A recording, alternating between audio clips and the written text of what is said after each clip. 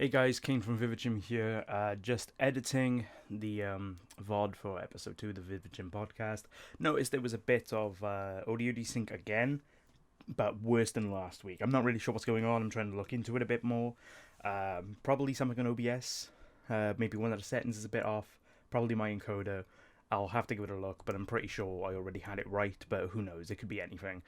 So what I've done instead is, I'm going to say if you would have a problem with the video to audio desync and probably wouldn't enjoy watching it, I'd recommend you go to the audio only version over on soundcloud.com/VividChim. That's going to give you the same experience just without the desync, essentially. Or you can just watch this one on a different tab, whatever you prefer. But either way, I hope you enjoy. Thank you. So hello everyone, and welcome to episode 2 of the VividChim Podcast. This week we are here with another host of Monster Prom, continuing our theme from last week, of course.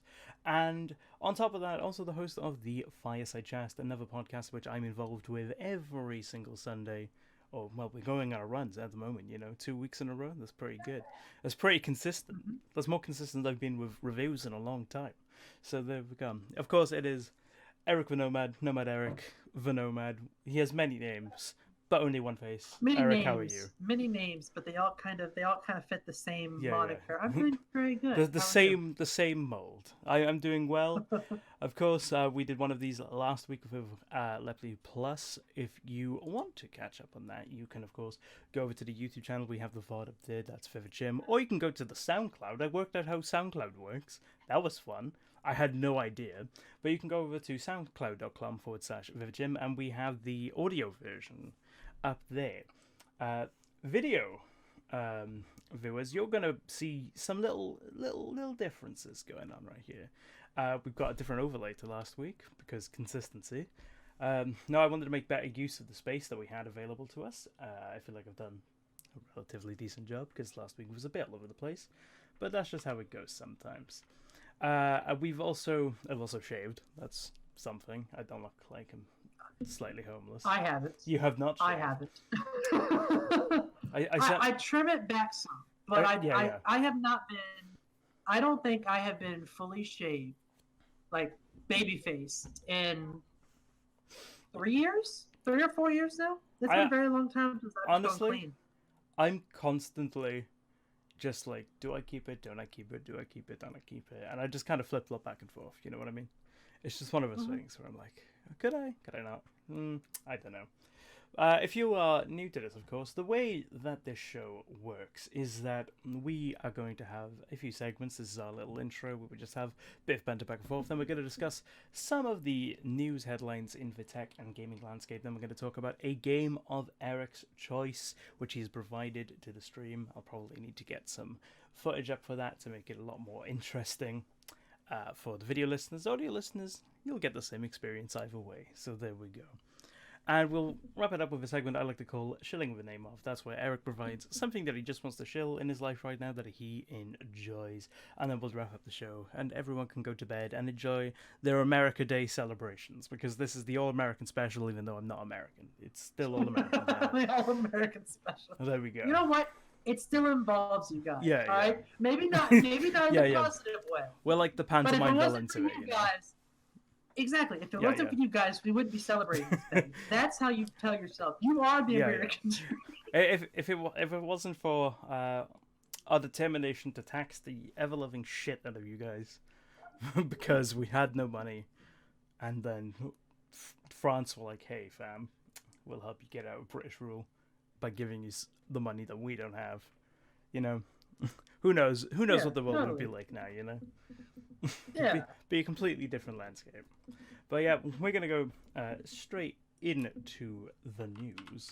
So let's go over here, and of course we have probably the biggest one right now, I'd say, and that's the DrDisrespect Kotaku thing going on. It's calling it news would probably be a stretch. It'd be a very generous thing. It's more of just like Twitter banter, but it's quite funny. And as a fan of both Kotaku's work and DrDisrespect, I just thought it'd be something quite funny to talk about. I don't know, have you ever watched the doc stuff, or are you just like not too familiar? So this is going to seem really weird. I actually don't watch a lot of the big name guys very much. That's fair. So I've never watched DrDisrespect. I only watch Ninja when he has like a celebrity on his stream. I do watch Tim and Pokimane a little bit, and then Marcel when he streams with them. He doesn't stream; he makes YouTube videos. But when he's with them, I'll watch them because I love Marcel. But I've never watched DrDisrespect, and he's kind of the face of Twitch for the most part. Yes. And I've never watched him. I have no interest in watching him. The self-proclaimed face of Twitch, it should be added. I mean, I don't think Twitch call him that officially. Well, who knows? No, probably not. They might do. Who knows? They might like people streaming in bathrooms. You never know. But yeah, obviously this stretches from the whole situation where he did a stream in a bathroom and stupid idea. Let's be honest. Let's be real here. Very stupid idea. Got his E3 badge revoked because of it. Also got banned off Twitch for all of 2 weeks or whatever it is. He's already back. Thank you so much for the subscription there, Bonner. It means a lot. But yeah, he's back. He's doing his thing again. Nothing's changed. One of these articles, I believe, mentions that, I believe it's the second article here, headline, Dr. Disrespect doesn't seem to be taking his Twitch ban very seriously even. These are all from Kotaku, obviously, mainly from journalist Nathan Grayson, who I looked up on Twitter. I mean, he seems like a tidy enough dude, you know. I don't agree with everything he tweets on there, but, you know, each to their own. He seems like a pretty chill dude. But he does mention, I believe, that he's got a Twitch emote of him peeking out of a bathroom stall, which I find pretty funny, I'm not gonna lie. Like, as much as he definitely fucked up. Oh, we might be quite low. I don't think we should be, though. I'll turn us both up anyway, just in case. How can I be low? I don't know. I don't think I've ever been told that. I don't think I've ever been low. I've had people tell me I'm too loud on, like, volume 1. We'll fix it in post, I don't know. anyway. I think it's my mic. But yeah, we got he doesn't seem to take much seriously, but that's kind of his whole character, you know. That's kind of the Dr. Disrespect thing. He's disrespectful. Yeah, I know. Who the funk it, you know? He disrespects someone. Wowee, who the funk? But yeah, he's kind of like, he takes everything super seriously, and that's because he's not serious at all. You know what I mean? It's one of those things where he's like, everything he does is over the top, and I personally find it really funny. I don't condone his actions because they're fucking stupid, but there we are. Yeah, he's a bit of a fucking idiot, really, but you know, he's just a little. He's good at entertaining people, especially in bathrooms. But yeah, this was something that kind of, because that's what you really want. While you're sitting there trying to use the urinal, you want someone being like, "Hey guys, are you enjoying yourself? Like, I'm enjoying myself. Hey camera guy, get a load of this guy." Yeah, you want someone who's like 6'8" and dressed like he's going into a real life version of PUBG, you know. That's what you want. You want one of like a dude walking. Is his mustache even real? Yeah, like, it looks fake. It's a real mustache. Like, it looks Velcro. Like, come on, it does. Look at that. Like, it's incredible how fake his mustache looks. But yeah, the doc, in usual doc fashion, did respond to some of this. We got his restoration story being like, hey, he's back, you know, because obviously they're not going to keep him off Twitch for long. Let's be real. He's a massive moneymaker with them. He's not going anywhere. No. And it's just one of those things. Did you see what people were so like? The minute his Twitch channel returned, there was already people in his offline chat going, "Oh, the face of Twitch is back. Yeah. Twitch doesn't know it's done. Twitch just made him even stronger." Yeah, this happened the last time as well. It's like, you know when the economy crashed in 2008 and everyone was like, "Yeah, the banks are too big to fail." It's like that, except if they were too big to fail. It's incredible. It's ridiculous. He's taken one hiatus after the whole thing about him having an affair with his aunt and his wife even. And now he's been banned off Twitch because of the whole E3 fiasco. And both times he's just come back even stronger and like just he's honestly like he just keeps going. You know, it's incredible. Like no, he's and the momentum is insane. It's I don't want to, it's I don't know how to describe it. It's like, you know how like we talked about toxicity on my stream that one time in gaming. Fireside Chat 1, I believe. When you have developed a following that is all about toxicity, which is kind of what DrDisrespect has done. That's kind of like his shtick, you know. It becomes this unstoppable force, and all they want to do is make more noise. The issue with it is like his whole thing about being a dick is in parody. We may have lost Eric's camera there for a second. Okay, it's back. But like his whole thing is in parody, but people don't quite get that all the time. So we get a lot of people genuinely being toxic when it's meant to be kind of a joke, you know. It's meant to be played for laughs. Like, haha, good time, you know, look at him. He's taking the like piss out of gamers who are genuinely like this, you know. And but yeah, it's just one of those things where it's like people take it a bit too seriously. But Doc, as he always is in character, went to Twitter and basically just roasted the main journalist involved, as well as Jason Schreier, the editor for Kotaku, who is a great journalist, by the way. He's the best journalist in the industry, in my opinion. He's the one who's been doing all the reports on crunch time, etc., and doing these exposés into the behind the scenes of game development. Great stuff. This tweet takes the piss about him having a book about video games. I've got that book. I genuinely own that book. It pretty much it bagged me my degree. Great book. Blood, Sweat, Pixels. Genuinely recommend that. It pretty much got me my degree. So, you know, it was very interesting insight to games like The Witcher and Stardew Valley. So that was quite cool. But the main one was Nathan Grayson. He's like, hey guys, Nathan Grayson here, hotshot reporter at the almighty Kotaku website. You know, I've written so many cool things in my life, but nothing compares to my coverage of the 2009 mobile Angry Birds $100 tournament. And guess what? I won with a picture of him. With just a picture of him. And obviously people are like, damn son, he's roasted him. Like, has he roasted him here? I feel like he's just kind of chatted. He's kind of just said, like, this is a dude who writes for Kotaku. And when I first saw this, I was like, this is like some kind of weird PR back and forth between them, you know, to get publicity on both sides.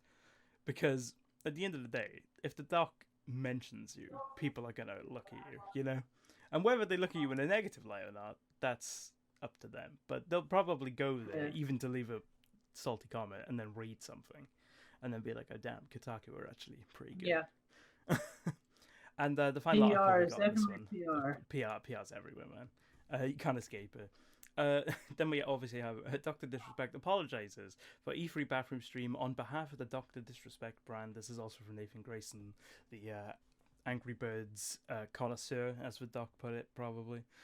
Explaining that he was committed to staying authentic to Doc's edgy character during his first IRL stream ever. We were so into E3 IRL journey that we became a little blind in what's okay and what's not okay. We had no ill intentions, and I feel like it was pretty obvious if you watched the entire thing. We wanted to capture an adventure. Unfortunately, we took that adventure into the wrong areas, unaware of the legalities surrounding it. On behalf of the DrDisrespect brand, I apologize for this. So, you know, he's come out and apologized for the matter, which, to be fair, he definitely should have. Right. Yeah, so he's done a good thing there, in my opinion. He's admitted that he fucked up, and that's the one thing, because the Doc character doesn't sit well with a lot of people. No. You know, he's a very Marmite character, for lack of a better term. You either love him or you hate him. You know, there's not really much space in between. You can't really be like, yeah, I like the Doc, you know, but I don't love the Doc. Yeah. It's either one or the other. He's a very extreme character. You just watch him. Like, he's entertainment. Exactly. He's on Twitch, so you watch it. Yeah. Kind of like wrestling. Yeah, exactly. It's a predetermined result, but you still watch it. That's the thing with wrestling. It's like you can watch wrestling and be like, damn, this sucks. But you watch it because you love it. But you watch it anyway. Yeah. I do see a comment on the second Kotaku article you sent me. It's like, you know, there's nothing in it for him to apologize. He'd have to break character, and that character made him rich. Oh, wait. It's not anyone who is outraged by this vibe if he says... Yeah, this is from Mystic Headlock. Yes. Yeah. All told, it was in poor taste. This guy's concept is in poor taste. But all the freaking out about it is unnecessary. He got his E3 badge revoked and has lost untold thousands. That's not fucking true. By not being able to stream since this happened, let's call that punishment enough and dropped all the fame. But I don't agree with that. He had me. You know that gif where it's like you had me in the beginning. Yeah, they had me in the beginning, lost me at the second paragraph. Yeah, but then they made up for it in their reply that California doesn't arrest famous people. Yeah, that's true. California does not arrest famous people. You can get away with anything in California. Oh God, you could literally pee on Donald Trump's star right now, and you. If you're like a little star rating, you know what I mean. It's but yeah, the DrDisrespect thing, you know, he is a character which is like a bit out there, you know what I mean. But at the same time, he's like, it to me anyway, as a person who has at least watched him now and again. I don't watch him all the time. I will admit that. I haven't watched him in a long time, for that matter. Mostly because I actually don't watch much Twitch, surprisingly. As a person who uses Twitch as a platform, I tend to keep the circle of people I view on Twitch quite small. And that's just something I do, you know. I much prefer pre-made entertainment usually. But it's one of those weird things with him where he's like, yeah, he's a character at the end of the day, and he's quite obviously a character. Sometimes he even like, he just kind of admits that he's like a bit over the top, you know what I mean? But he's supposed to be, and he definitely should be held accountable for his actions because he is a person at the end of the day. Right. But you know, it's like you don't need to go defending him, and you don't need to be like calling for his head at the end of the day. It's just like, come on. He did a thing. He fucked up big time. Celebrities do that because there's eyes on them. A lot of people want like repercussions, but it doesn't happen.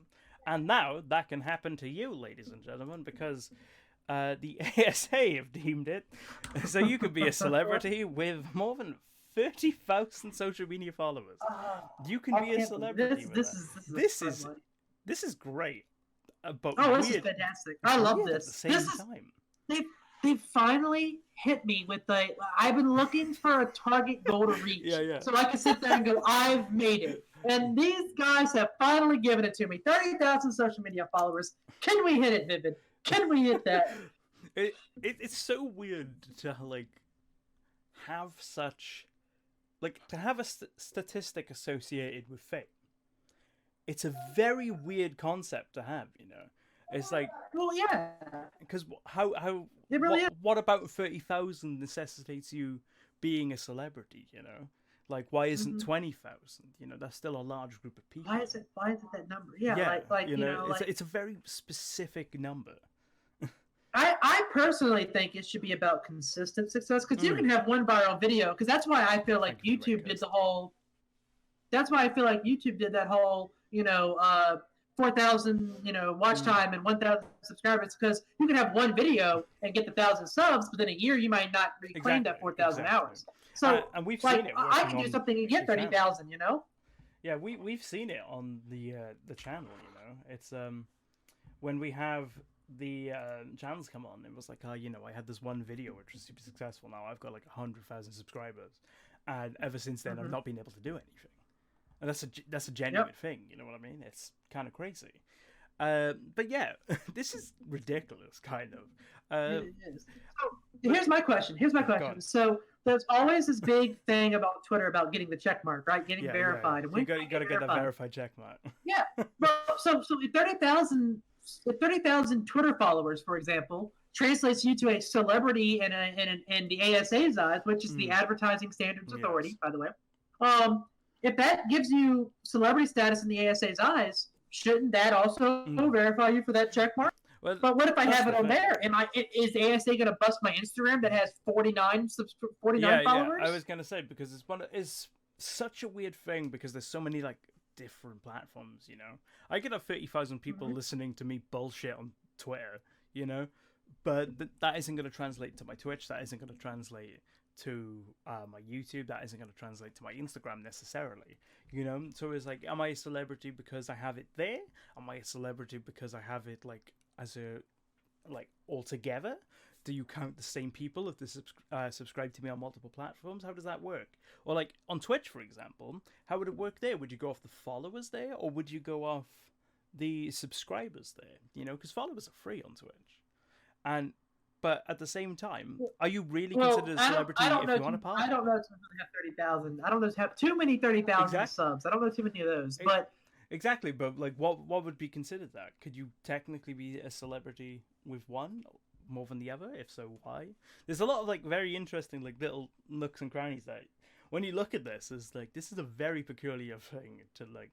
Well, this is a very like specific example that causes issue. Like, I mean, you know, reading the article here, you know, the reason this all came about was this blogger that had medical. You know, she has 30,000 subscribers, or I think it was the Instagram or Instagram. Yes. Yep, it's the size of her Instagram following classified as a celebrity. She's an influencer. Yes, she's an influencer because of her following. She's a mommy blogger, right? I hate that too. And it's such an annoying. But you know, she had she did a video, and in the video she had a bottle of some type of medicine or something like that she used to help her sleep apnea. But because she had a label bottle in her thing, they busted her for not I don't think they promoted her or not, but pharmacy only short-term solution to insomnia really help when you struggle with sleep. Where was it? The post was marked as an ad, and the company behind it said it had cleared the promotion with the healthcare trade body. But did not classify as a celebrity. Okay, yeah. So she got in trouble because, like, you know, she didn't mark it as an ad. Yes. But they were like, hey, we're going to classify you as a celebrity, so you have to take this video down now because you didn't market that as an ad. Yeah, this is why you need the hashtag ad on it. This is why you see hashtag ads on videos and stuff. You know, you don't see it as much these days. People have kind of like stopped taking the piss with it, because remember when it used to be like hashtag ads and titles of videos everywhere, just to like be like, hey, we got this product placement thing. It's like people kind of just say it at the start of videos instead, and then just get out of the way. But yeah, it's a very interesting thing where it's like, I mean, if it's a situation, which it seems to be, where she didn't clearly say that it was an ad, they have every right to take it down because that's the law. You know what I mean? Right. So it was like, did Instagram say it was an ad? Did it say it on Instagram? It mustn't have, I imagine. Let's see here. In the caption, read that she was a night owl and found the tablets, which she described as pharmacy only short term. The post was marked as an ad, and the company behind it said it had cleared the promotion with the healthcare trade body, rejected Sanofi's arguments that Mrs. Wilcox-Knott's then 32,000 followers did not classify her as a celebrity. So considerably less than that. So basically, they try to argue that she has way less followers than a recognized celebrity, citing David Beckham, who has 55 million followers. That's crazy. So you can, and then they're like, well, we classify anything over 30,000 as a celebrity, so. Yeah, that's kind of crazy, because like legally this is all fine. Like looking at it, it's like if it's labeled as an ad, the ad has been cleared, and the person is talking about it with a clear like indicator that it's an ad. That's perfectly legal, and it doesn't really matter how many followers and shit you have. Then, if you're sponsored by this product, you can talk about that product to your audience. You know. You should be, yeah. Yeah, that's really weird. And they were like, yeah, you're not David Beckham. You can't advertise shit, Soz. This is. It's really gonna set up. It's really gonna set up like as two potential influencer or whatever you want to call us, social content creators in the future. People. We want to be online people. Yeah, we're online people. And I think this is definitely something we have to watch as, someone who wants to make this in a career, in one way or the other, because this is going to impact our futures more or less, in terms of what we want to do with ad companies and promotions and stuff like that. It's crazy how they're like putting a market, like if you hit this point, you're a celebrity so you have to be a lot smarter. Read the fine print on everything you sign. Definitely. I'd love to see how this goes in terms of like the relationship between, say, social media and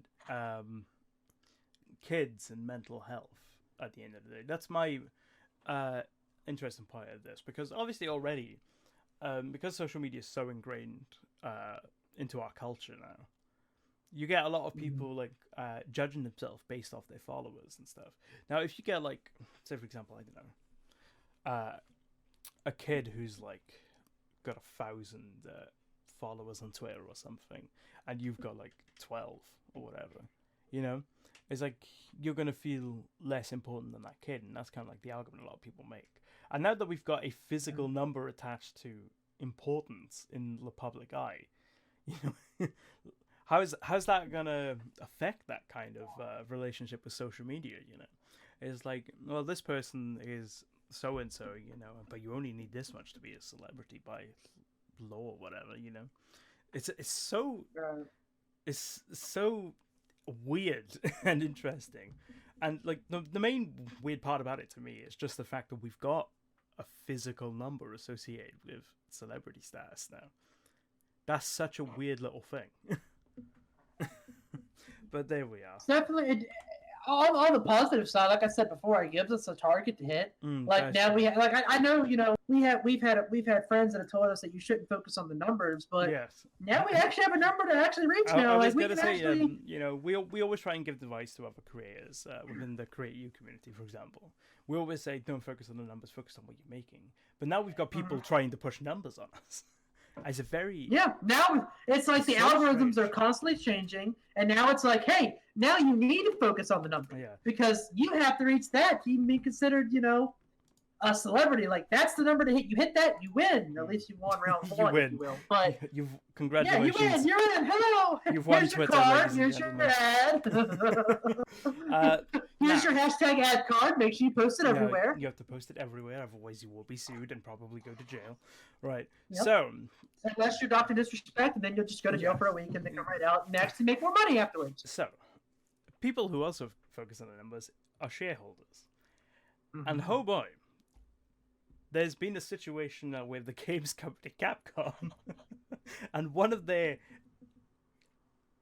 maybe insane shareholder. I don't know what to call this dude. He's kind of just like a troll, honestly.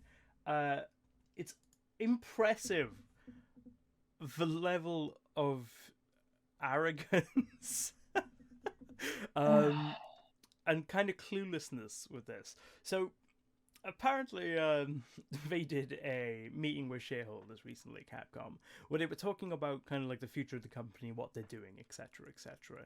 And obviously at these meetings, all shareholders want to know what's going to happen, what's going to make them money, because that's how it works. And they had they had a shareholders meeting where one investor kind of just went on an absolute rampage, and it's the best thing I've ever seen. It might honestly be on the same level of as surprise mechanics from last week's show, EA's attempt at bullshitting loot boxes, which I recommend you go back and watch because that's really funny. So this guy, and I don't know what he's gonna sound like, but I'm gonna assume he's like a Californian douchebag dude. Oh yeah, like, he's definitely he's either Californian or Floridian. I don't know which one. Like if I were to picture him, I imagine he'd have like the 80s, 90s slicked back hair, business suit combination going on, despite it not really being in fashion for like over 20 years now. You know, bloody John Travolta, like in Pulp Fiction. There we go. You know the meme where he's like, this was this dude, the meme where he's like going back and forth, like looking for something, you know? He's this meme. So he's like, my son is a fervent online game player, but says that Capcom's graphics are unsophisticated. Please do something about this. Look, Capcom is too realistic with their gore. All right, Devil May Cry was such a fantastic piece of artistry that my son just could not handle. And I believe you need to cartoonify your graphics. My son plays Fortnite. My son's been playing Fortnite for like a while now, and he knows a thing or two about Tilted Towers or whatever. And he says your graphics just aren't up to par, so do something about the adamance of this is the beauty. He's just like, do it. The quote says, my son is a fervent online game player, but says that Capcom's graphics are unsophisticated. And then goes on to say, his son plays a lot of Fortnite. I wish I was joking. But it says his son plays a lot of the popular game Fortnite. Wasn't it something like... Fortnite's graphics are the apex. They're talking about like the mods of Fortnite in this, but oh my god, it's so good. I love it so much. It's like the adamance that because the son has been like, yeah, he doesn't like your graphic style, man. Change it. Can y'all change it? It's so good. Just like do something because my son wants it. Yes. So obviously Capcom had to do their PR thing, being like, we've got ways to collect feedback from our players, etc., etc. The questionnaire was not done there, though. After a big swing with one question, they came back with a strong left hook. That's the quote from PC Gamer. By the way, this article is by Tyler Wilde. And maybe one of my favorite articles that I read all year. Really funny. He says, regarding arcade operations, bearing in mind he's talking about physical arcades now, which aren't as popular as they used to be. To be fair, I love arcades. I think arcades are great. Oh, I do too. We have Dave & Buster's in the States. And I've always wanted to go to a Dave & Buster's. I've never got a chance to be to one, but I've heard it's amazing. But yeah, it's I love it so much.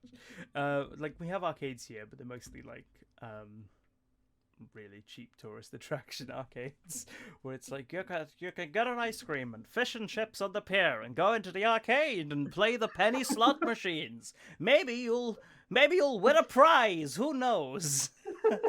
Who knows? What could it be?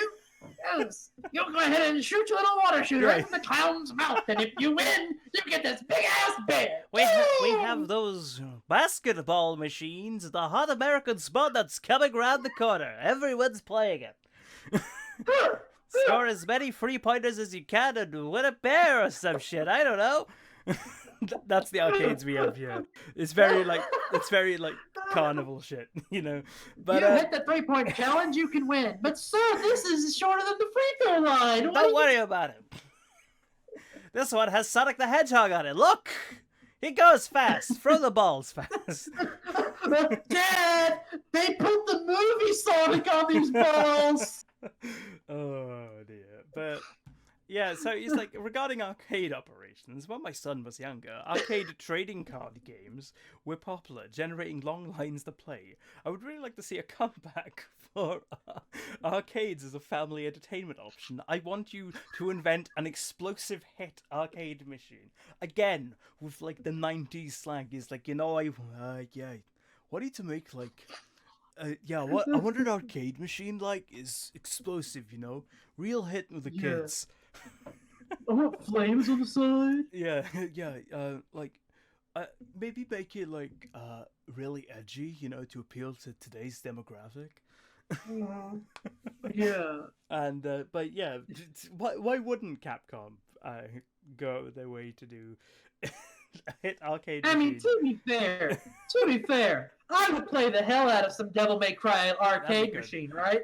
That would be fun. For some reason, it ain't gonna take off. I imagine like a Devil May Cry would work as like a DDR machine where you do like the combos in DDR fashion. You have to move your feet. Yeah, I imagine that would be really fucking cool.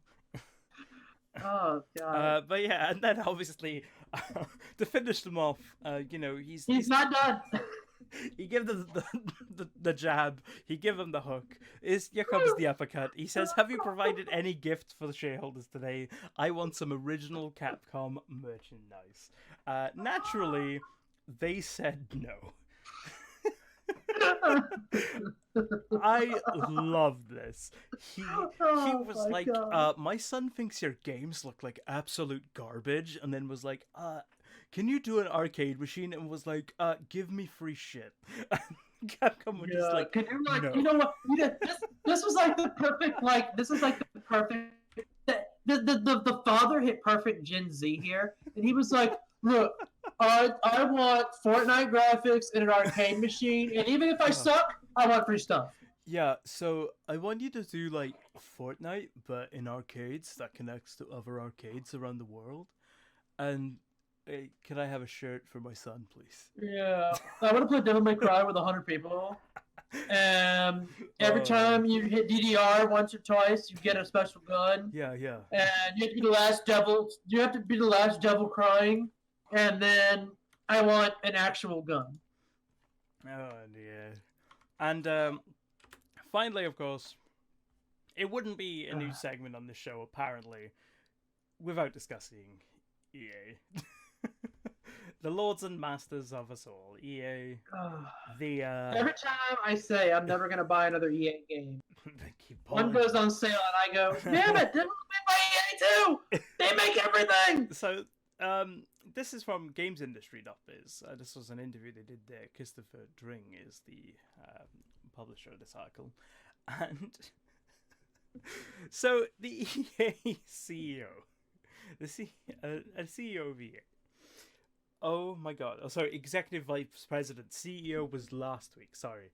Last week there was a story about a CEO not understanding Anthem. This is the EVP. Matt Viley doesn't understand why EA are considered the bad guys. And I don't know how. Which, first off, before we get too into this, I'm looking at his picture. The listeners aren't going to get this. But does he not look like a full-bodied version of freaking Dobby the house elf? He kind of does, to be honest. If I would describe it, I know Kirst is in chat, and you probably won't get half of this reference, but to the British people listening, this dude is like a cross between Dobby the house elf, Ewan McGregor, and Bradley Walsh, who's also a companion on Doctor Who right now, but he's mainly known for like hosting game shows and stuff these days. Anyway, he was on a TV show, but he doesn't look like this man looks like he's gonna ask me for his precious. Yeah, he kind of looks like Andy Serkis if Andy Serkis looked like most of his CGI characters.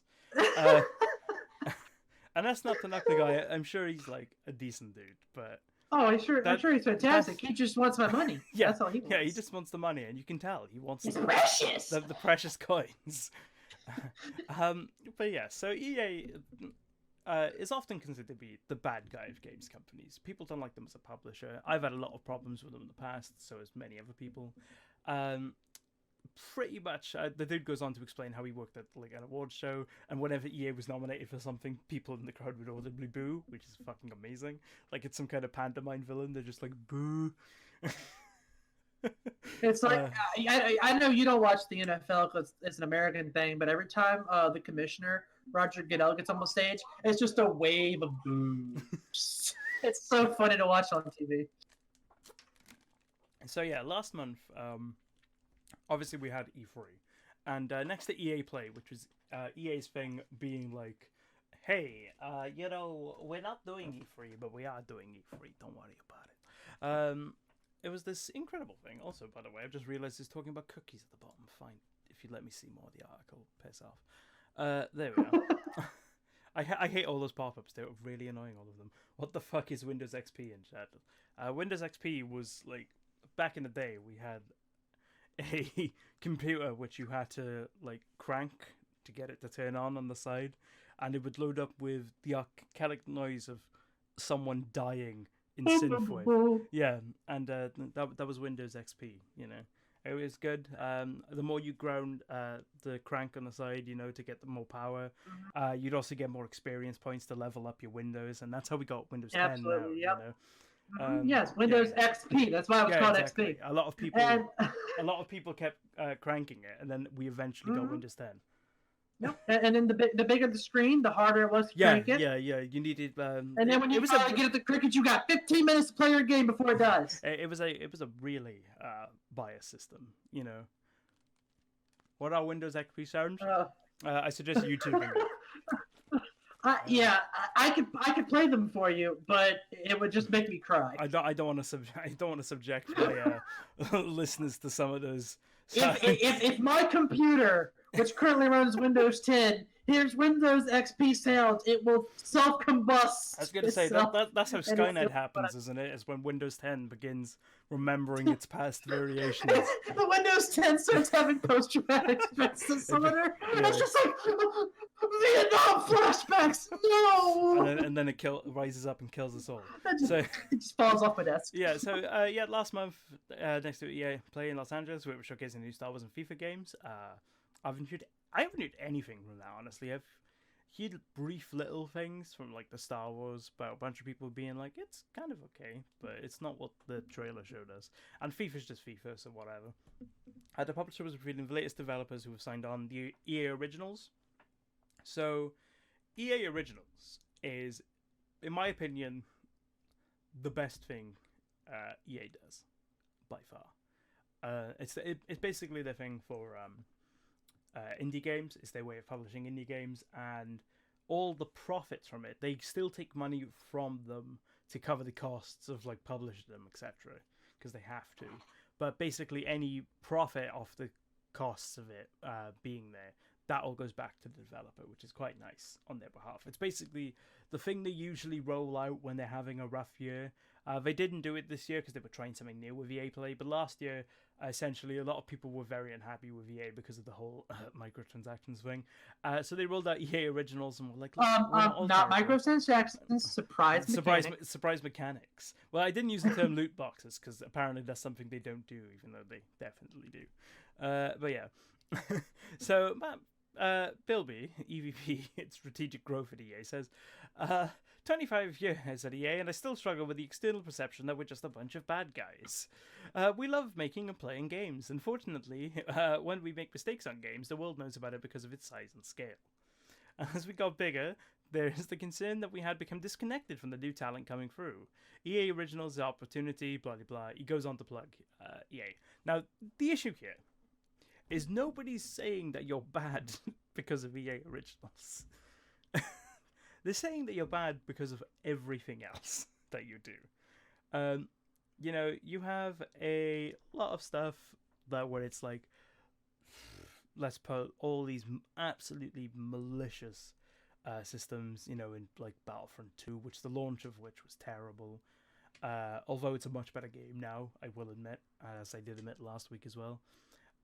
It just gets worse and worse every time. Anthem released this year, you know, that didn't go too well for them. The launch was there. It was horrible. Oh, hang on, we got something in chat here. It's like, why is there a Sony Cloud Field? I don't even know what Sony Cloud Field is.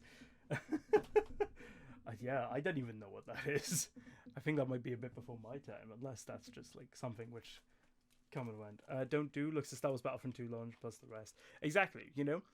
Nobody's complaining about Originals, because Originals is genuinely a great thing that EA does, and no one's denying that.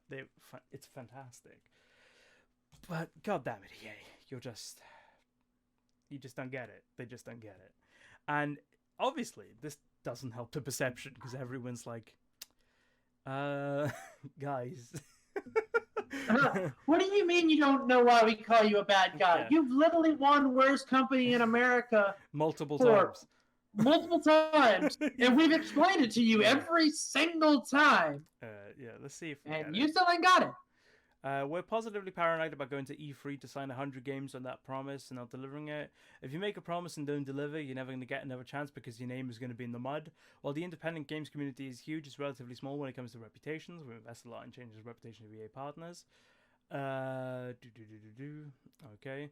But we do see future blah blah. It's essentially them plugging how good EA Originals is, because EA Originals is just there like we're not bad. Look at this. Don't look at all the controversy. Yeah, don't look at the fact that we've worked BioWare employees to the point where half of them have actually. Two of them didn't I read like two of them committed suicide or something a few years ago? Like I don't even know. I mean, they have butchered BioWare. That's my issue with EA. The reason I hate EA is the insane crunches they force their developers through. Sadly, that's everyone these days, as more and more reports find out. A lot of them have gotten to the point now where they're going out of their way to not do that. Like Nintendo, which I'll talk about later, ended up pushing the Animal Crossing release. They were like, it's not ready. So. Because they didn't want because they didn't want to put a crush on their employees.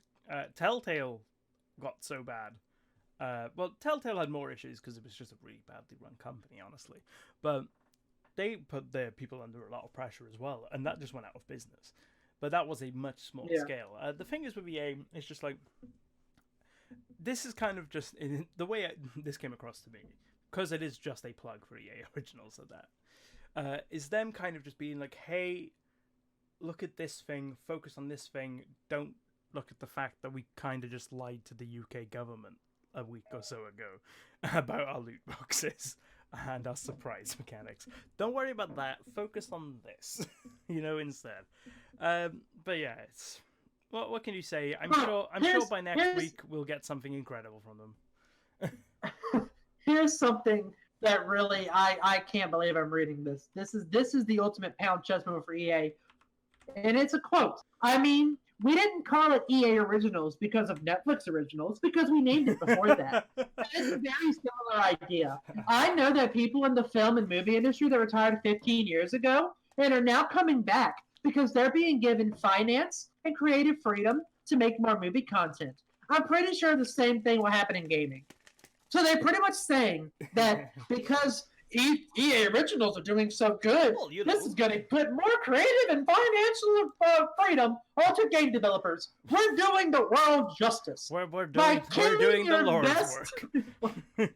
We're sweeping all the bloody corpses of our past into the world. EA is a legit god because half of the people love them. The other half vote them the worst thing to ever exist. I don't know whether it's half, but... Oh my god. Oh, it's, I think, like, I don't think the thing that EA gets more than anything is that people want to like them. We don't want to hate you, EA. No, you just make it really difficult. You make it so difficult to like you, EA. I think it's more so they make it... That's going to sound weird because it's not the same thing, but I think they just make it easy to hate them. Like, you know what I'm saying? Like, it's so easy.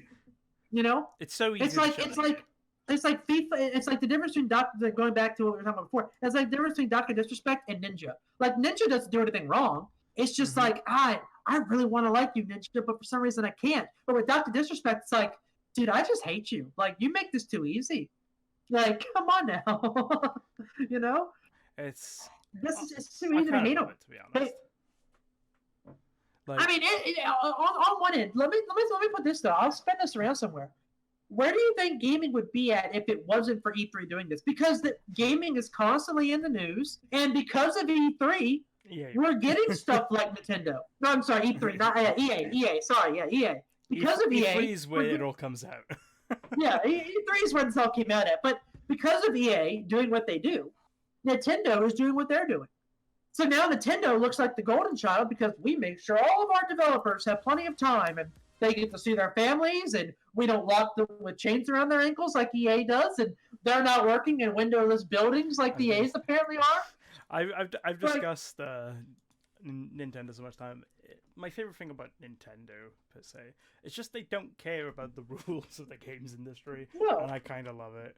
It's like, we don't need to. We can just delay the game. It's fine. I will give EA one thing, and I personally love like Origin Access. Right. Like the Xbox, the Microsoft Game Pass. Mm-hmm. I love those. Origin Access is fantastic. I've not. It's a very good value for gamers. Access, it's a very good value for gamers. The only issue I have with the subscription-based paid things is they're getting kind of like Netflix and stuff like that, where like they're stealing franchises from each other because it's like, oh, well, we own this person who owns this person who owns this person. Everyone has to have. So we're taking that game back. It's my kind of like favorite thing about it, and it's not a good thing at all. But I love how blatant they are with it.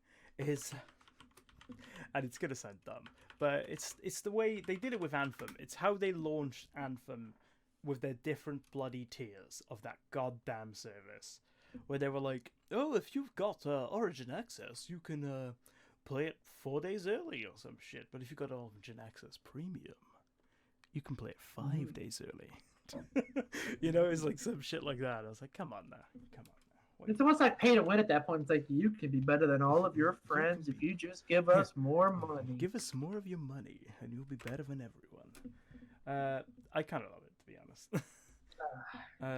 Where would gaming be without EA? I honestly don't understand how they can't see what they're doing, but at the same time, I suppose they would be blind to their actions because it's EA at the end of the day. But there we are. Yeah. Yes, there we are. There we are. So now what we're going to do is we are going to move on to the next segment of the show, and that is the games we play. This is where my guest this week will provide a game of their choosing, and we will discuss it about the things that they like, the things that they don't like, the things they enjoy, the things that they could probably do without here and there, and just a bunch of other stuff that they have a good time with. So, Eric, why don't you start us off by telling us a bit about the game you have brought for us this week? Yes, so the game I have brought us is a game that it's the first game that I've ever finished on my stream. And it is a game that I put off for so long, and I finally got to playing it, and that is The Last of Us. My apologies. No, it's okay. That's okay. The Last of Us is so much better than my face. Don't you worry. Something just popped up on screen. Ads mostly, but there we are. Good stuff. But I love story-based RPGs, and even if it's not an RPG so much, like Last of Us is not truly an RPG because you don't get to customize it, but so much. But it was such a fantastic game, and I hate myself for putting it off. I don't like horror. Love's going to talk about marbles. Yeah, we're going to talk about that Marbles game, which is doing gangbusters for her. But it was such a fascinating game to me. I absolutely adored the mechanics. Oh no, let me take it back. I hated the mechanics. I'll get to that. But I love the story. I love the characters. The big one of when I'm looking at games that I love, one of the top things for me is relatable characters that I can get into, develop a relationship with, and if I can put myself in their body and truly feel confident that I know what their decisions are going to be, or their decisions make sense because I know enough about them to get into their heads, I fall in love with the game. It's why Mass Effect is one of my favorite games. Final Fantasy X is my all-time favorite game. The Last of Us is right up there with them because I knew what Joel was going to do at the end. I knew how that relationship was going to blossom. So it was such a fascinating game. I hate horror. I still hate horror. Yeah, I was going to say, you're very much not a horror dude, as I've seen. I don't. It's very. I don't know. Horror. It's too spooky. And this game had me. I had to pause at one point to go take a bathroom break.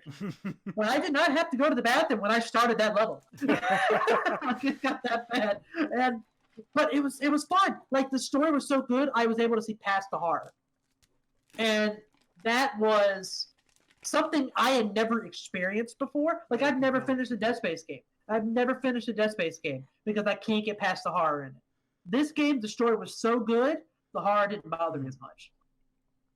And I think the key thing about this is obviously this game is, I guess you could call it old now. It's been around a while now, you know what I mean? It's 2014, I think? 2013? I believe 2014, 2015 was the remastered version. They remastered it pretty soon after its release. But 2013 was when it originally came out. Okay. Because it's a PS3 title. It was before the PlayStation 4 was even out. And the 4 came out in 2014, didn't it? Yes, late 2014, I believe. But yeah, it's and this is an older game, but obviously you just went back and played it. And the fun part about this entire bloody podcast for me is because we get games that I've never played before, and I think that's one of the interesting things. It's like last week we had Resident Evil 4, which I haven't played for some reason, despite owning it twice. But for this one, obviously, I was never a PlayStation kid. Like, I haven't owned a Sony console since the PSP. So, I was distinctly Xbox 360 and then jumped straight to PC. So I've never really owned a Sony system. So to see this on your stream was quite something. And one of the things I was curious about is how did playing this on stream, how did that like change your experience? Did it make the experience better? Did it maybe lessen some of the impact on it? Because obviously this is a very narrative-based game, as we discussed, and having that in an interactive environment is probably a bit weird. I can imagine take you out of it here and there. Maybe some of the catharsis isn't there because you're too busy laughing at a meme in chat. I'm wondering how that affected a game like this for you. So it didn't really impact me too much because most of the people that were in the chat were people that wanted me to play the game so bad. Oh, okay. So for me, no one really memed it, which probably would have made it a little bit different. But I got so into the game, there was parts where I had to go back and catch up on chat because I wasn't able to follow chat, right? So I honestly, if I'm 100% honest with myself, I do not know if I would have beaten it. All right. If I didn't stream it. I would have taken a million breaks. Every time I hit a hard part, I would have had to stop it. And when you're streaming it, you can't just stop and go, all right, I've been live for 30 minutes and I can't do this anymore. I'm going, guys. You can't really do that. Yeah. So it kind of forces you to stick with it. So that's an interesting. That's what yeah. So it was really interesting for me because I was even telling my friend Rob, who was the one that wanted me to play it so bad. I don't know if I would have beaten it if I didn't stream it. So you're saying like the idea of streaming it and having that interactivity with a chat being kind of engaged you a bit more, it compelled you to invest yourself in the game as opposed to maybe a more casual approach that you would have had otherwise. Yeah, and like I said, it's for me when it comes to anything horror-based is when I get scared, I usually kind of shut down and I kind of retract. Yeah. So it's like if I watch a horror movie in a theater, I'm almost always covering my eyes for half the movie, and I'm just like looking through my fingers so I can quickly close them if I need to. I'm one of the dudes with my feet up on the seat in front of me, just enjoying it. So for me, when I was playing the game, it was definitely one of those like, okay, I really want to stop this. I can't. I'm freaking out, but there's people watching me now. I have to push through, and so it forced me to kind of get more into it because the more into the game I got, and the more I let the game kind of become a part of me, which I tend to do, it made it so like chat was just there with me. It's like we're playing this game together, and I'm in the game now. Like I'm in the game. Let's do it. So I was making, so it kind of helped me out a whole lot, and I think I grew a lot as a streamer just from playing the game because it kind of gave me experience doing something like that. It was out of your comfort zone as well. I suppose that's one of the main things. It's like dipping your toes into something that you probably wouldn't otherwise do. Because obviously we've played horror games together, and I've seen how you react to horror games, and it is quite amusing. Like, as someone who's usually more relaxed when it comes to horror and video games, I can usually just chill out with it. Seeing your reaction to stuff is always pretty amusing. By the way, it says they're now starting at $249 for a PlayStation 3. Wow! Remember? Obviously, that's the end of the PlayStation 3's life cycle, but goddamn. Yeah. But one of the things that I want to discuss is obviously this is like a little twist on zombie media, because instead of being zombies, they're cordyceps infected humans. For those of you who don't know what cordyceps is, by the way, it's a very, very disturbing real life fungus which currently infects like spiders and bugs and basically takes over their body, and they become like zombies essentially. And the point of this game is if that mutated to the point where it could take over humans and basically take over people and essentially ruin the world. And it's a very terrifying concept as opposed to your standard zombie media. And zombie media is usually something which is a bit more accepted when it comes to horror. I feel like even people who don't like horror can probably dip their toes into something like The Walking Dead or something, for example. So did you find maybe that kind of little link there, something that you could be like, well, I kind of know the gist of what's going on here, so it isn't as bad as I thought?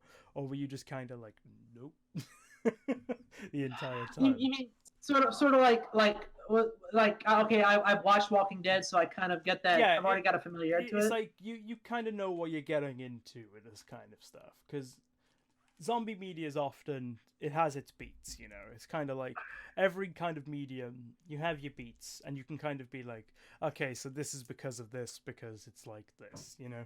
Right. So did that really make it a bit easier to adapt to the horror, or were you more so like, no? Not really, because it's very unique, you know. Like, I've been asked to play Outlast on the channel, and I'm never going to do that because I can't defend myself. Very amusing. And so this game, being able to defend myself, so it wasn't just a true horror experience, was probably more so why I was able to do it. So, while yes, having a familiarity with zombies, watching Walking Dead, stuff like that, I don't know if that really impacted my play ability. It was more so just the fact that, this is an RPG game, so I can actually defend myself with multiple different strategies to do it. And also that fact that not all the enemies were zombies. Yeah. There's human enemies too. That also changed the dynamic a little bit. So often a very good trope of zombie media that the idea is like the people are the real monsters, you know. That's always a very fun element of these.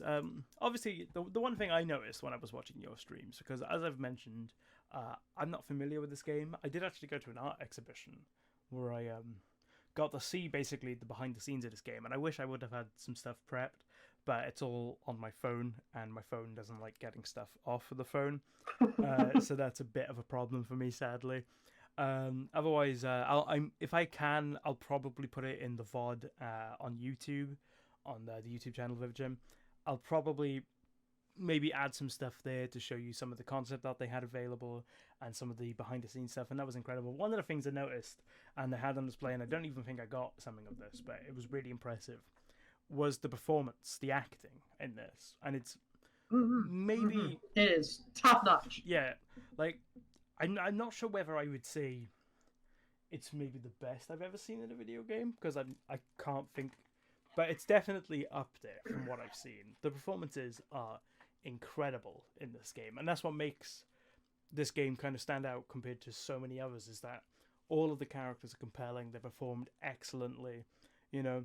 It feels real, and that's kind of the point. The immersion is there because everyone you're interacting with and are carrying through this narrative, they all feel like a very real, detailed, in-depth character, as opposed to Grunt 1 that you'd see in like a shooter, for example, you know. Yeah. And was there any potential moments in this maybe that like stood out to you more than anything as like, damn, okay, just in terms of the performances and acting? Was there one moment in particular that made you go, this is a great game, you know? So there I don't want to spoil it for Curse, because I know he's playing it through, but there's a part where, well, this is going to be sound really generic, but Ellie's in danger. And there's one particular bad guy, if you will, main bad guy, that is chasing her, because you've seen all the trailers. You know they separate at some point. That's not really a spoiler. The trailers even show that. But the part where they separate and Ellie's in super danger and the guy's there, they're having the big interaction, and he's basically trying to, you know, R-word her. You know, he's trying to take advantage of her, and there's this big scene where you have to hit a bunch of button commands, but they acted that scene out, and then once you hit the button command, it's a big cutscene, and the emotion that Ellie's what's her voice actor? I can't remember. It's Ashley Johnson, I think. I can't remember who her voice actress is. The voice actress for Ellie? For Ellie, yes. I can't remember. I'm drawing a blank on it. But anyway, it was fantastic. I know the guy is played by, and I believe the guy that's doing it is voiced by Nolan North, who plays Troy Baker for Joel. No, wait. Okay, yeah, so it's Nolan North. Nolan North plays the bad guy in this situation, So Nolan North is playing the bad guy, and the interaction between all of them was so phenomenal. Like, I legit, like, it felt like I was watching a movie, right? And then there's another scene, which is similar to you, where you saw the behind-the-scenes thing. I saw the behind-the-scenes of it, but I had never seen the actual scene. and it's the scene and the truck. It's the scene with the guy that's trying to help him get the truck near the beginning. I believe I was there. I believe you were in that, you were in that one. And I actually got to see the video of that scene being filmed. Mm. And so seeing the actors do it and seeing what they did in the game, just putting it all together, it was like, this is a movie. Like, I'm watching a movie in video game format with 2013 graphics, obviously. Mm. But this is fantastic. Like, this is legit voice acting, legit acting. It was perfect. Sadly, we can't find too many of them. It's mostly the voice acting clips, which are also interesting, but they're probably not going to be the best visual aid for this. But you generally get some fantastic stuff when it comes to how games like this are made. We are going to go dip our toes into some spoiler territory here, but it's literally start of the game spoilers, I suppose. Because the way this game kind of starts off, I'd say, kind of throws a curveball at you more than anything, and that's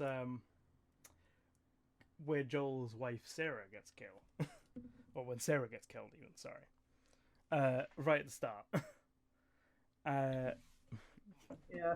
Hold on, I might have found... Oh, God. Ha! This is it. Did you find the actual clip? I think so. Hang on. I'll add... Oh, wait, no, that's not an ad. That's the actual... Hang on, let me see here.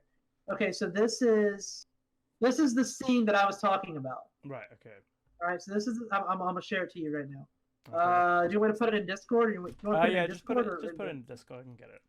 All right, yeah. So that's the actual scene that I watched before I played the game. Okay, we'll bring this up on screen for those who are watching the video. My apologies to audio listeners. You're probably going to have to find this one on your own, but I will probably link it down below. We do have the link, of course.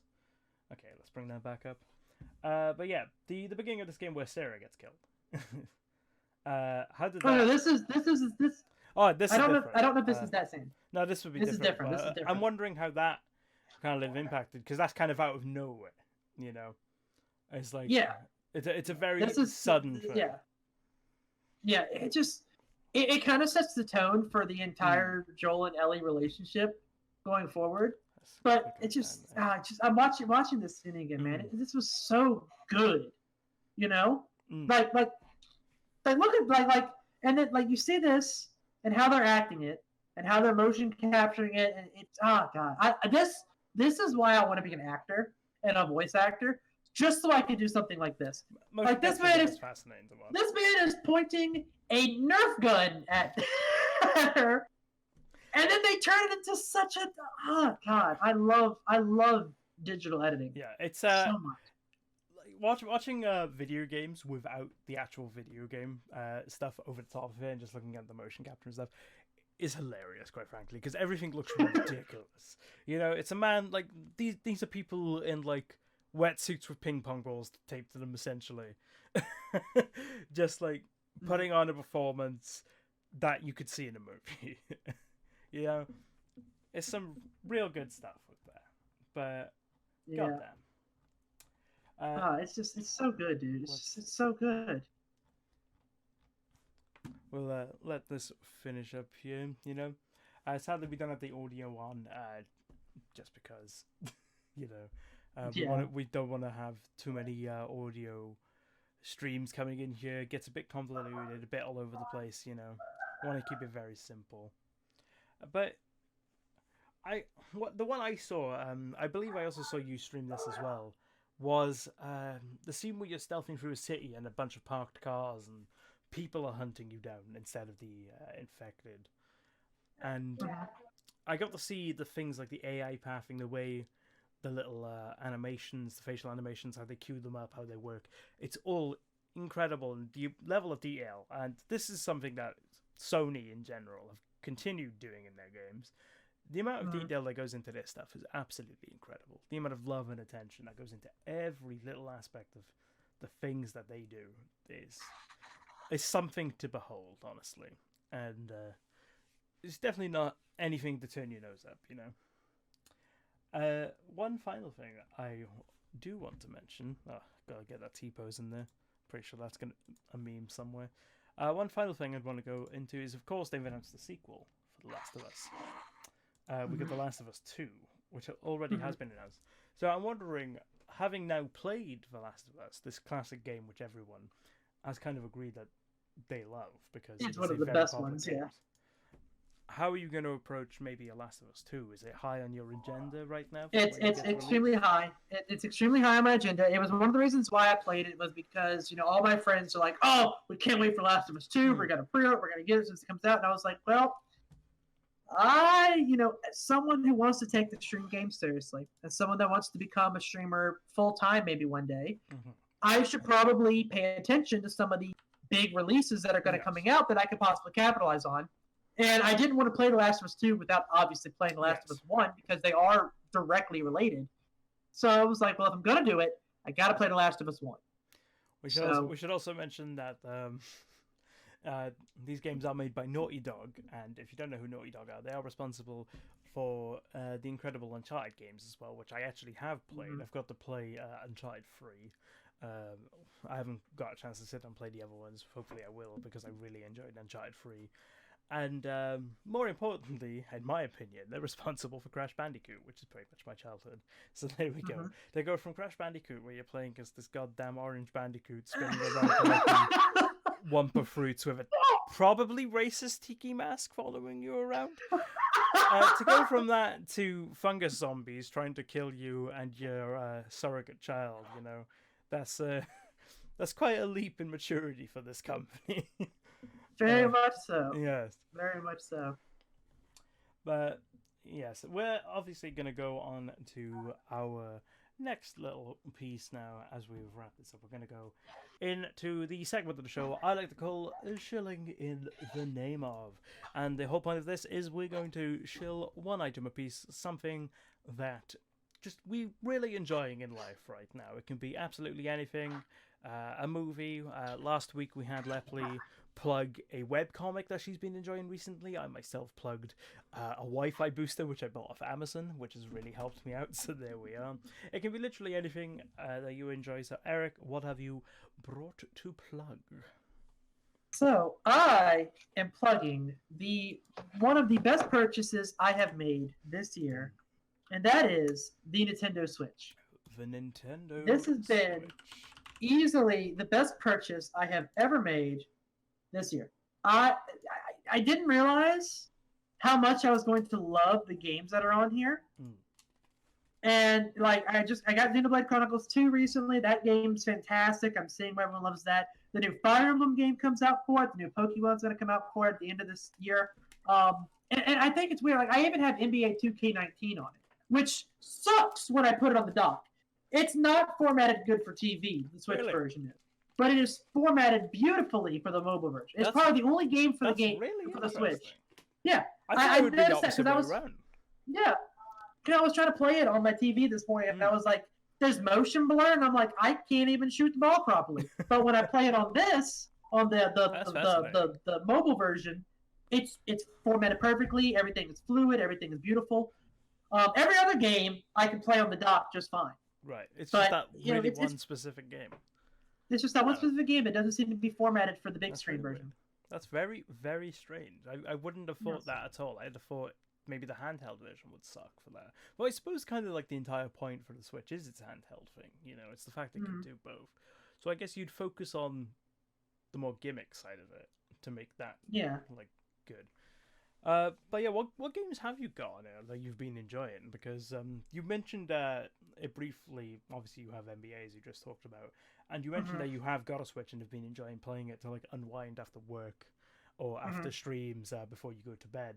I was just wondering what kind of games have you picked up? What kind of games are you willing to recommend to people? What kind of ones are on your radar coming up, or ones that are already released that you want to get into? So I mentioned Fire Emblem is coming out. I'm a huge Fire Emblem fan. I have all of them since Fire Emblem. Of course, as the resident anime boy, you would be a Fire Emblem fan. Fire Emblem Fates was the first one I played, which is the one that had Lucina and Chrom in it. If you're a Smash Brothers fan, you know who I'm talking about. And I have every single one since then, so I cannot wait for the new game. And then I've also been playing Octopath Traveler, which has been the big JRPG fan. I was going to say, yes, that's the Squeenix RPG, right? Yes, that's coming out to PC as well soon, I believe. Yes, it is. And I also believe they're working on a sequel as well to the game. I've heard about that. I can't confirm. I've heard rumors of it. Everyone thought they were going to reveal the sequel at E3 because they said that they've already said they're making it. Yeah, but everyone thought they were going to reveal it at E3, and instead they revealed the PC port for the first one. Yeah, I might actually pick that up. I'm not a JRPG guy, as I've said to you when we've discussed that. I'm really not a JRPG guy. I was shocked when I found out that I actually own 3 JRPGs on Steam. I was shocked, but not shocked because my Steam library's a goddamn mess.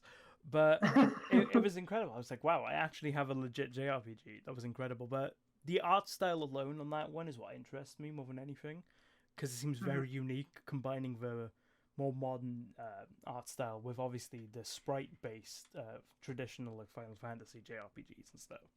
So that's really what interested me, because I was like, this looks awesome.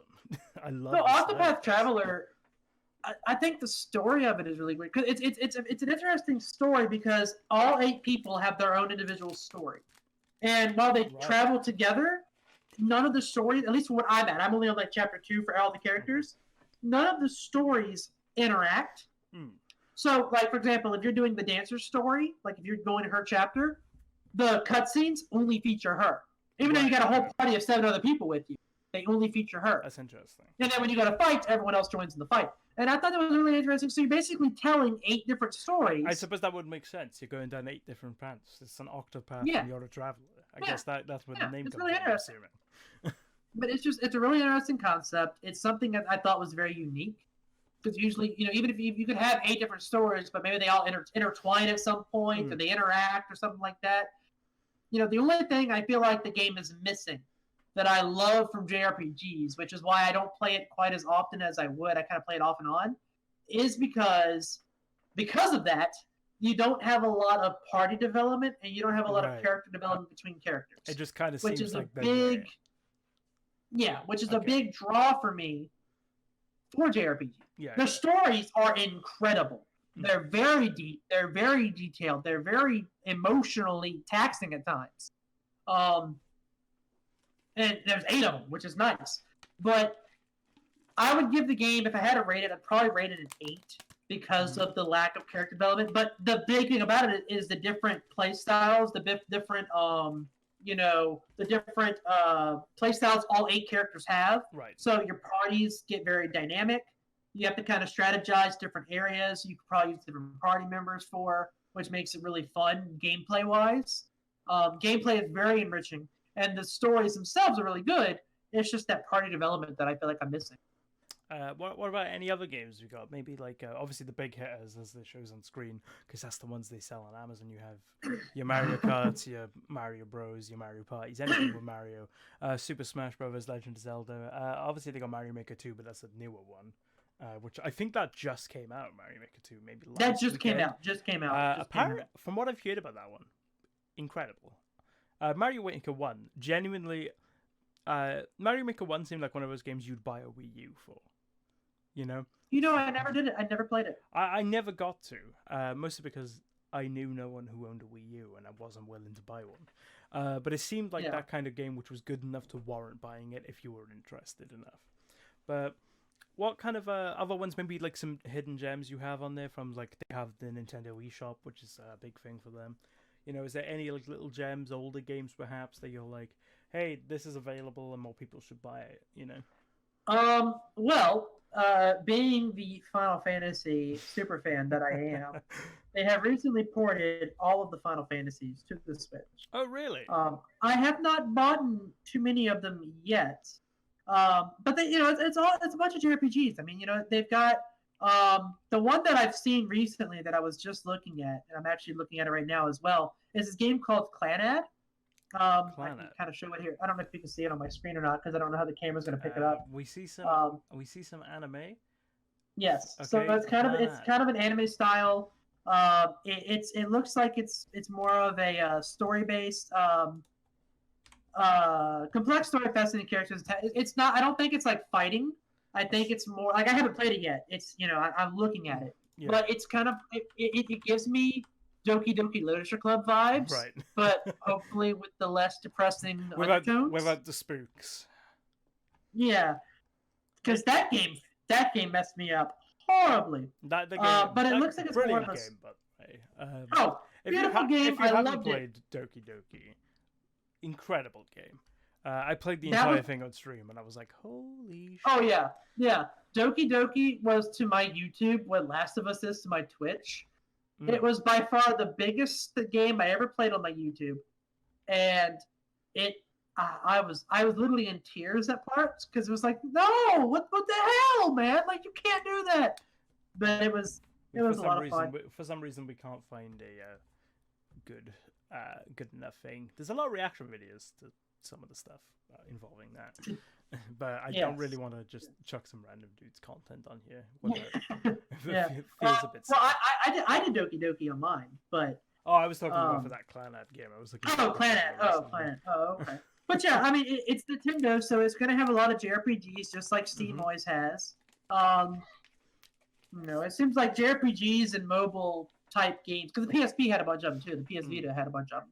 So it seems like anything with mobile tendencies tend to have a bunch of JRPG hidden gems. The one thing obviously I have is Blades is coming to Switch, and Elder Scrolls Blades, which you haven't played, but the Elder Scrolls Blades is not good. It's not a good game. It's not a terrible game. I wouldn't say it's a bad game. It's a game. It's just kind of it's not great. Some of a lot of people have a lot of problems with it. But the idea of having that on Switch interested me because it seems like the kind of game that would benefit a lot from motion controls. Especially with the way combat works, because obviously on the phone the Switch doesn't have motion controls. Don't the Joy-Cons use motion controls for games? I don't believe so. If they do, I use them. I'm pretty sure that's what the 1-2 Switch was. That game was. That was all motion controls. Maybe. I don't know what they're not like. I don't think they're Wii motion controls, but I believe they're still. No. Because the Wii was all motion controls. If they have it, I haven't used them. I suppose your JRPGs though. Well, I play Mario Kart, and Mario Kart doesn't use them. Because I have the controller, and so I don't think it does. So because these things can pop off, and I can either play them with them by themselves, which I think is a really interesting concept. I can technically play multiplayer just by handing someone the other controller. We play on this. That was the one thing I loved about the Switch more than anything. Was the fact that you could do both. It's like, hey, do you want to play? You just give them the other Joy-Con. I think that's genius in my opinion. Well, what's also nice is I don't have it down here; it's upstairs. But the Switch comes with. I bought the carrying case for it. And on the carrying case, it does have motion controls. Yeah, it does. Really, I did not know that. It must be a mode. I remember the ads they had for it because I remember the meme more than the ads because the meme was really fucking funny. Do you remember when they announced the Switch about 2 years ago now? And they had the advert and was like, we're combining all of our consoles. We got the portability of the DS. We got the gameplay of this one. We got the motion controls of the Wii, the tablet-like nature of the Wii U. It's got a handle like the fucking GameCube, and everyone just made the shit out of that. Yeah. Well, what I like about it, also this and I don't use it much, so it is, but it's nice because it has the little kickstand. So if I want to, I can turn it into its own thing here, and then play like this, and then also the carrying case has an additional raised platform that I can set it on itself. So it's really nice. I can pick it portably. I can take it to work and play it in between breaks. It's really nice for me, for someone that works long shifts, to just have something relaxing to do between shifts. It's really nice. This is why I think Nintendo might be the best company right now. Just because they don't care about following trends and they don't care about doing the things that are going to make them the most money. They're like, let's just do something that's cool, something that's cool that people are going to like. All I have to do is try to stop myself from paying $85 for the Fire Emblem expansion pass that I'm looking at right now. Over Nintendo Online, however much that costs. I've heard the Nintendo Online was a bit of a controversial thing. But there we are. Yeah, my relationship with Nintendo sadly ends with the two classic consoles and my 2DS, which I barely play. Yeah, I played the 2DS for like Pokemon and Fire Emblem, and I think that's it. I play Pokemon Sun reluctantly because I bought the DS specifically for Pokemon Sun, ended up hating Pokemon Sun, and then played Mario Kart for the rest of my time with it. And now I'm like, I gotta justify this goddamn purchase of this goddamn machine. I'm beating Pokemon Sun, so I'm slowly grinding my way through it. But to wrap this up, how would you sell the Nintendo Switch to someone who's never heard of it before? How would I sell the Nintendo Switch? Yeah, how would you describe it to the 5 people that have never heard of it? To the 5 people who don't know what a Nintendo is, right? How would you describe and sell them the Nintendo Switch? If you are a fan of classic Nintendo games, if you are a fan of easily the best portable console that they've ever come out with, the console that has 15 different ways to play, and every single one of them are fantastic and actually plausible, then the Switch is definitely worth a look. It has classic games on it if you are a JRPG fan. It has everything you could hope for, especially with Final Fantasy coming over. And if you are an RPG fan, it has games for you as well. If I'm not mistaken, Doom and Witcher 3 are coming to Switch. Yes, the Switcher. Yeah, and that's fantastic. That's fascinating. You know, just being able to play all the new games and classic games on a mobile platform. It's really hard to beat it right now. Bonner in chat says, "What happened to Atari? Time, Bonner. Time and E.T. the video game happened to Atari, sadly." Now we're gonna go on quickly to my little plug. I'm not really shilling a product this week. I'm just going to shill the D&D campaign that I did yesterday. We started a D&D campaign yesterday. It was a 9-hour session. It wasn't meant to be 9 hours, but sadly it lasted a long time. But it was easily the best D&D experience I've ever had. It was so funny. I started off by playing a character called Ulfgar Holderhick, the cleric of a life who enjoys a good drink and a good party. And by the end of it, I was betrothed to the goddess of life and death, and I'm basically John Wick now as a dwarf. This is the first session. It's great fun. I can't wait to do more of it. It's nothing really to plug. I'm kind of just plugging D&D in general or tabletop RPGs because they're so I have good. Not played so long. A lot of people don't like them, honestly. I don't know why. I think people are afraid of them. For some reason, tabletop RPGs seem a lot more nerdy than RPGs in video games. Yeah, well, you kind of have to come in with the type of imagination. Yeah, it has to be able to play off each other. And some people just simply can't do it. I almost think it's kind of like streaming. Yeah, it's like, it's very weird because people are like, only nerds do D&D. When D&D is kind of more like socially in tune than video games a lot of the time, because you have to be there with people, talking to people, having a good time, socializing. You actually believe you're freaking, well, not always, but sometimes you have. Like, if you want to do it properly, you kind of have to leave somewhere or go somewhere or set up somewhere and have people over, But yeah, that's basically all I'm going to show because it was really fun. I can't wait to do more, and I'll probably do updates. But yeah, John Wick is a dwarf, but without the killing potential. Replace all the killing with heavy drinking. That's my dwarf. I went through half a bottle of terrible mead. It was disgusting, but it was great. It made the campaign a lot more enjoyable than it already was. But that is all we have time for this week. Ladies and gentlemen, I just want to thank you all for tuning in. We've just done some shilling for other things but Eric. tell the lovely people where they can find you? Yes, you can find me on Twitch as NomadEric. You can find me on YouTube as The Nomad, and you can find me on Twitter. And I have to look a single time. I even talk about this because I don't know what my current @ is. TheNomadEric. It's at TheNomadEric. It is under your name. Yes. Oh, well, look at that. There it is. Hi. All right. So, yes, The NomadEric on Twitch, NomadEric on The NomadEric on Twitter, NomadEric on Twitch, and The Nomad on YouTube. You would think I would get them all the same, but I haven't. The man of many names, but one face. Multiple faces. I can make many. including the Nomad Lewd emote, which you can get on his channel if you subscribe. It's a great emote.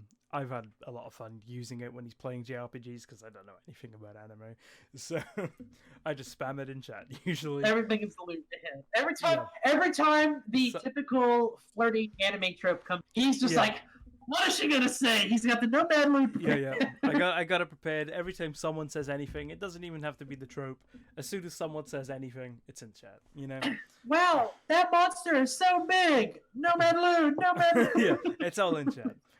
But yes, if you want to find a bit more of me, you can find me on pretty much every platform under the VividChim, whether it be an @ or bash or whatever the hell you're going on. Other than Instagram, I go by KaneHocken, that's KaneHock. You can, if you're watching this on YouTube, of course, the VOD will be going up tomorrow for those watching live.